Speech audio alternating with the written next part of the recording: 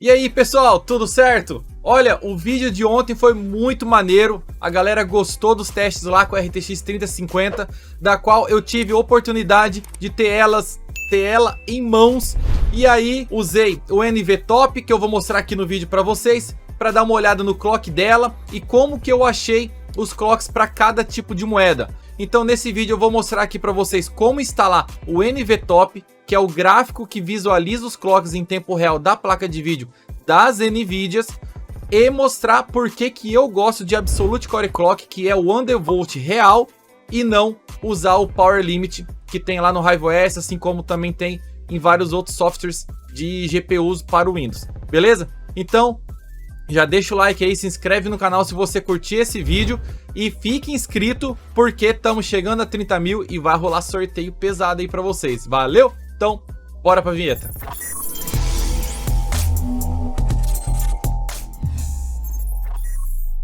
O primeiro passo é você ter acesso a seu terminal via PUT, via terminal do macOS, do Linux, até direto mesmo no seu RiveOS lá pela sua rig com monitor com teclado, ou pelo Shell na Box, ou pelo Hive Shell, tanto faz. Eu vou passar algumas linhas de comando para vocês copiarem e digitarem nesse terminal.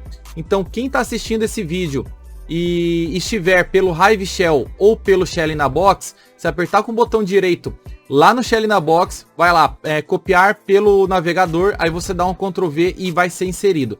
Pelo PUT, por exemplo, que é o que eu uso, é só apertar com o botão direito do mouse que ele já cola o que você copiou, beleza? Então vamos lá, estamos aqui com o PUT aberto. Quem quiser ver como instalar o PUT, como acessar rapidamente ele, vou deixar o vídeo aqui, agora não sei se é aqui ou aqui nos cards. Dá uma olhadinha que é muito bacana você ter esse atalho lá no seu Windows.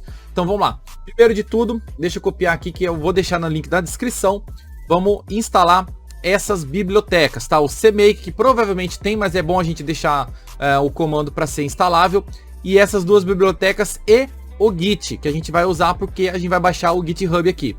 Aperta o Y para baixar 26 MB e vamos fazer a instalação.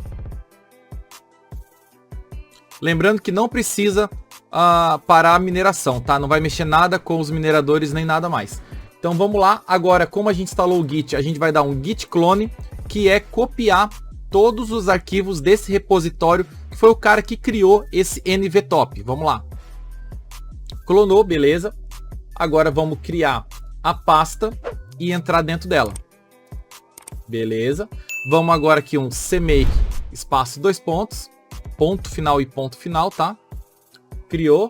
Agora vamos colocar um outro CMake que alguns Ubuntu, alguns RiveOS dão problema. Então essa aqui é a maneira de você tirar qualquer problema que possa ter no gráfico. Então é importante também, depois do CMake espaço ponto ponto, também colocar esse CMake espaço ponto ponto e essa linha aqui, tá? Beleza, ele já fez a instalação. Vamos dar um make para compilar os arquivos em C e agora um make install para instalar os arquivos em C na biblioteca aqui do RiveOS. Beleza? Instalou? Vamos dar uma olhada aqui, ó, NVTop. Já estamos aqui. Você vê um monte de gráfico, mas relaxa, é desse jeito mesmo. Não é tão bonito porque não tem linha, é um monte de Q, mas é desse jeito mesmo. Quando eu faço Absolute Core Clock, eu deixo essa tela aberta aqui e aí eu coloco lá menos 502 e eu vejo qual que é o clock que ela vai pegar. Exatamente aqui, ó, GPU 1470, 1065, que são as RTX 3070. E aí eu coloco lá menos 300, menos 200, menos 100 e eu vou verificando e anotando no bloco de notas todos os clocks reais que a placa de vídeo ela executa. Ou seja, quando você faz um offset, ou seja, mais ou menos lá no clock, de 500 a menos 500 até mais 500, você está fazendo offset, ou seja, você está adicionando ou removendo clock na placa de vídeo. Então, quando você faz isso, você verifica várias mudanças no clock dela. Eu vou pegar aqui uma placa de vídeo, pode ser essa última aqui, vamos ver se device 9, tá aqui minha device 9, eu vou colocar aqui, eu vou trocar de Lock Core Clock, que é o Absolute Core Clock que a gente chama, eu vou colocar aqui o menos 502, você vê que já é o offset, offset é adicionar ou remover. Quando você trabalha com offset, é interessante sim você colocar um Power Limit, senão você vai estourar aí sua fonte, se ela for dimensionada já no limite, pode dar problema, tá? Então, como eu tenho uma fonte aqui, 5 placas, uma fonte com lock, core e clock tá bem definido, eu vou mudar para o offset, eu vou colocar um limite máximo de power. Vamos colocar aqui, e aí a gente vai verificar aqui no put qual que é a potência dela. Tá vendo aqui, ó? Ela bateu aquela 1065 que a gente achou, 1035, 1005, 1050, 1035. Então são esses clocks que a gente guarda para na hora decidir qual que é um Absolute Core Clock legal para ela. Vamos dar uma olhada em outro clock para ela, vamos lá. Então, fazendo menos 502, a gente tem praticamente a mesma velocidade de mineração, bacana, legal, só que aí ela vai e consome os 130 que a gente coloca no Power Limit. Quando você faz um Absolute, ou seja, você trava o clock fazendo o undervolt da placa, você consegue potências melhores para ela. Vamos colocar aqui agora, em vez de menos 502, menos 200. Vamos ver quais são os clocks que ela bate lá. E menos 200, provavelmente a gente vai perder um pouco de mega hash. Ó, dá uma olhada. Ela esquenta mais um pouco, já está em 52 graus, enquanto as vizinhas estão aqui 48, 49, das 30 a 70 sem LHR. E o clock dela foi para 1305, 1320. Então quer dizer, a gente colocou um clock a mais para ela trabalhar. Ela está travada em 130, com limite 130, e por isso ela está esquentando, porque o Power Limit está agindo lá no conector. Eu vou explicar melhor isso para vocês.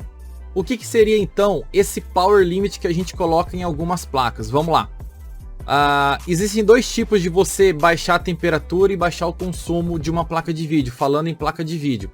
Uma é você fazer o undervolt dela, né? Você pega o chip gráfico dela, diminui a tensão dela, ela pode até produzir mais porque ela não vai esquentar mais. A gente também faz isso em CPUs. E o Power Limit. Só que tem uma grande diferença nesses dois métodos. Vamos lá.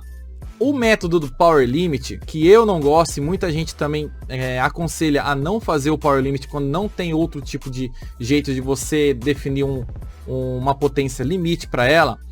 O que ele faz? Você imagina que a placa ela quer consumir, a placa tá numa potência lá, ela tá com clock alto, ela tá querendo renderizar X coisa lá, fazer os cálculos mega hash, ela precisa de energia. E você trava ali na entrada da placa de vídeo para não passar mais que aquela potência. Lógico que eletronicamente falando vai ser em certa quantidade de corrente ali nos conectores do PCI Express, ali onde que entra por cima e também no auxiliar por baixo na linha PCI Express, tá? Então quando você coloca um Power Limit, você está estrangulando a placa. A placa ela precisa trabalhar e ela tá lá com o clock dela elevado e você tá tirando a energia que ela quer sugar, tá? Quando você coloca o Absolute Core Clock ou faz o undervolt na placa, ou seja, você já define que você quer aquela tensão naquele local que ela vai consumir.